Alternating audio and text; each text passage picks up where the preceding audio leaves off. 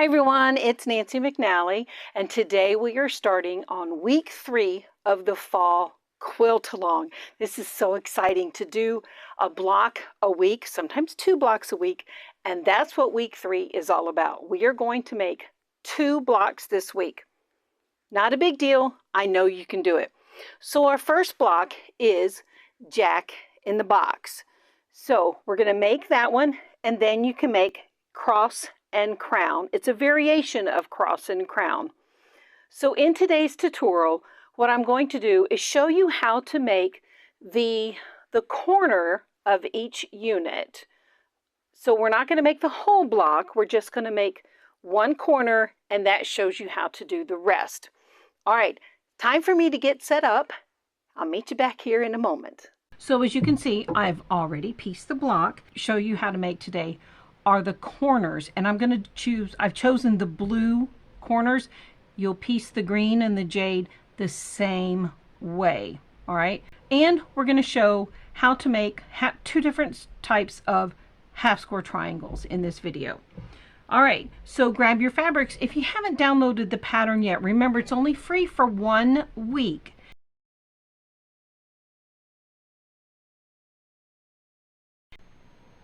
So our first step, we are going to make 4 at a time half square triangles. So we're going to need our F fabrics, which is your background number 2 and your red. The 4 at a time half square triangles are very easy to make. You've probably seen them before by another designer.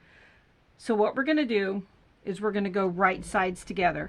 And your next step, the very easiest step of all, you're going to sew a 1/4 inch seam on all 4 sides. Remember, right sides together, 1/4 inch seam around all 4 outer edges.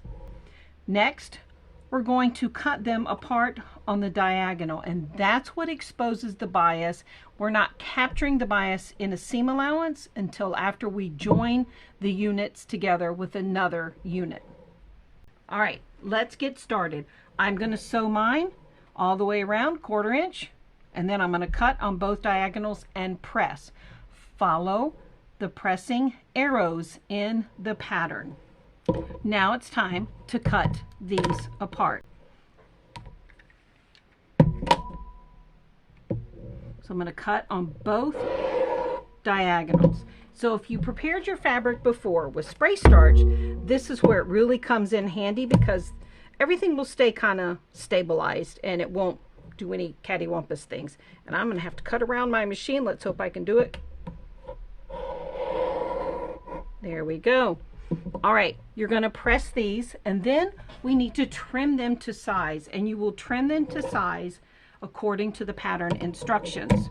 Now I give you extra room, obviously, because they're half square triangles. All right, so let me get these pressed. For our next step, we're going to trim them. So remember, we did the 4 at a time method. So now we have 4 half square triangles. Check your pattern for how to trim them to the correct size. And if you've never done this, let me quickly show you how to do that.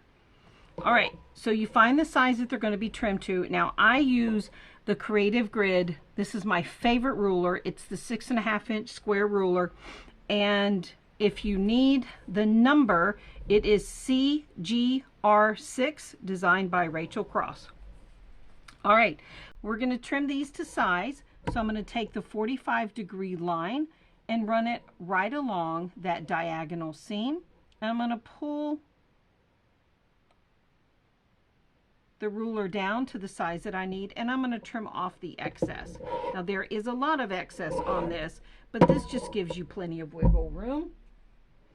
All right, and so that's how you trim a half square triangle. But let's do another one just in case. And I trimmed off those little dog ears or little mouse ears, whatever you want to call them. So what if you have one that's a little cattywampus? It didn't turn out exactly right. So I'm going to align it up to where the size that I need is not directly down in this bottom corner. Cover up this again. So I'm going to trim off on 2 sides, and again I have that diagonal line from the ruler right along that diagonal seam, and I make sure the diagonal seam lands in the corner, that it's not down at like the 1/8 inch or the 1/4 inch mark. Pull your ruler off very gently, rotate your block, and now align it again, and then you can put your measurement in the bottom corner and make sure that 45-degree line is right on the seam line. There we go. Okay, and trim the other two sides, and look at there. Now we are ready to go. We're going to do the more traditional method, and that's the 2 at a time, and that's what most of us are familiar with. So what you're going to do is draw a diagonal line. So you're going to need a fabric marking pen.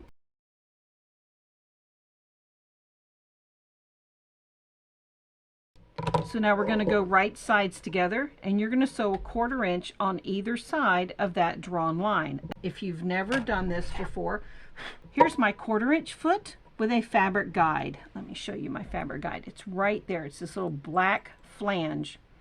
You place that right on the edge, or excuse me, right on the diagonal line, and as you're sewing, the needle, it falls in the center of that hole, and it's 1/4 inch away from that flange, 1/4 inch away from the line. So you're going to sew this way, rotate the block.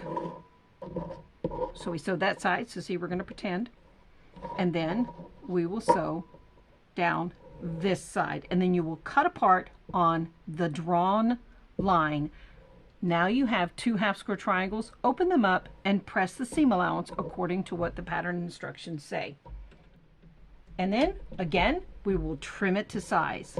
I'm going to get mine completely done, and I'll be back here in just a moment.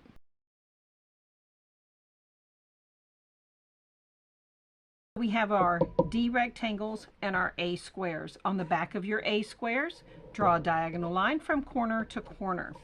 Now we're going to be stitching directly on that diagonal line. So we're going to line one of them, one of our A squares, to the side of our D rectangle.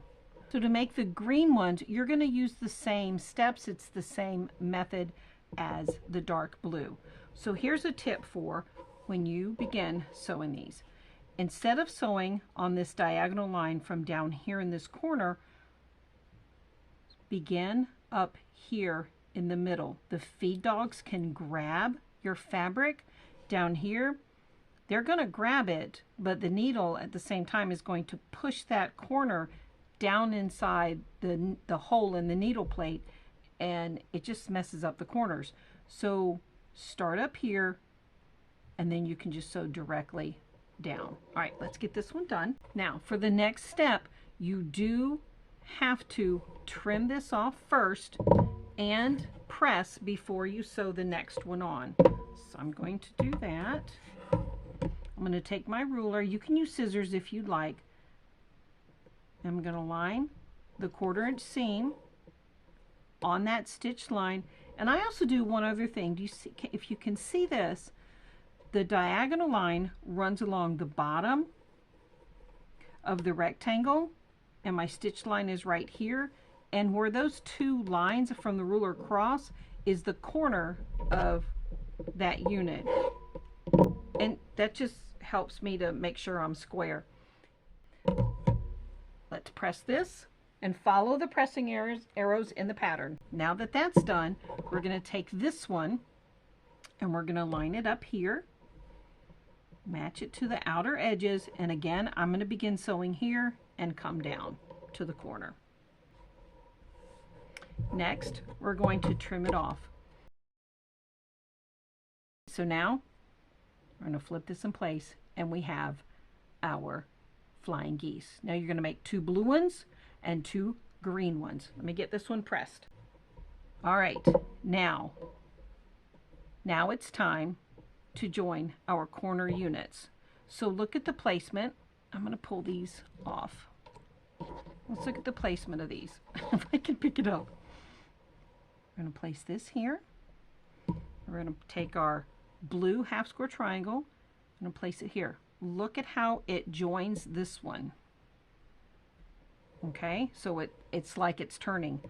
And then your 4 at a time half square triangle, the bias edge one, it's going to go right here. So you're going to make 2 of these blue units and 2 of the green.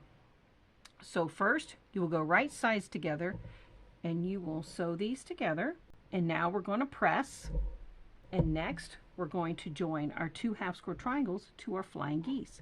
Again, go right sides together.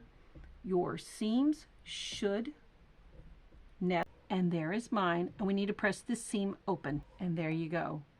The next step, that is the first block, and now let me get set up for block 2, which is the cross and crown variation. Now let's make our cross and crown variation.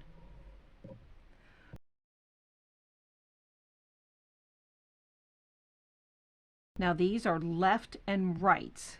These are right here. These are true to size, so there's no wiggle room in these parts right here. I gave you the wiggle room in the D, which is the dark blue.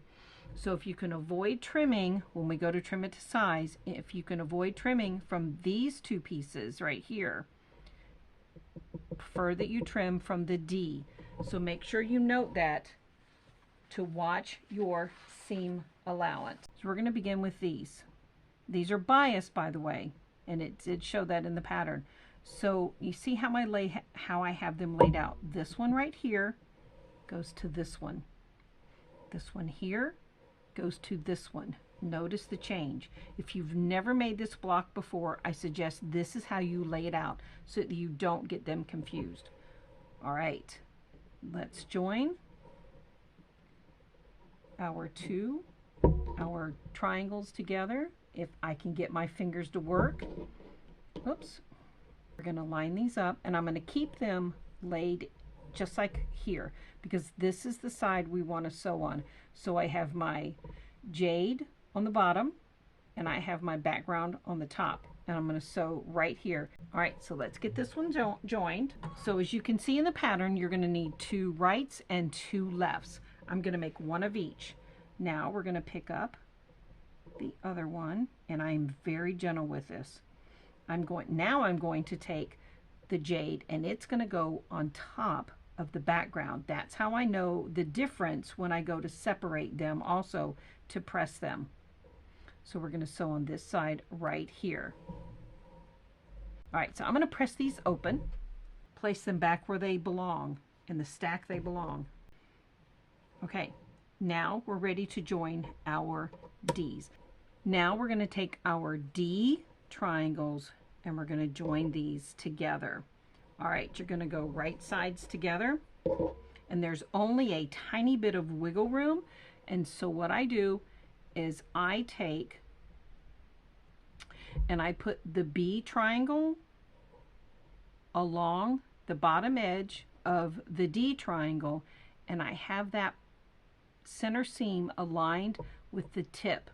And then I'm going to sew, I'll press it, and then trim off the little bit of fudge room I give you.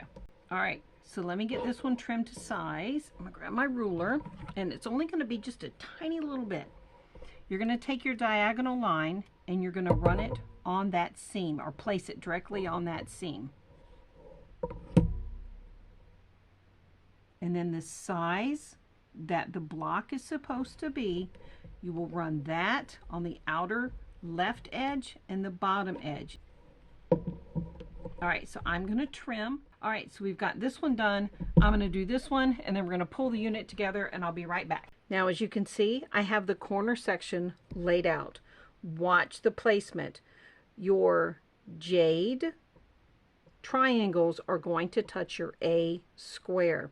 So let's get these joined, and I'll be right back. And there we go. And that's how you make. And I just noticed I didn't fussy cut that. That just happened. It's almost centered. It's like, oh, I almost had it centered. All right, so that's how you make the corner units of your cross and crown variation quilt block. Thank you for joining me this week on week 3 of the Fall Quilt Along 2025.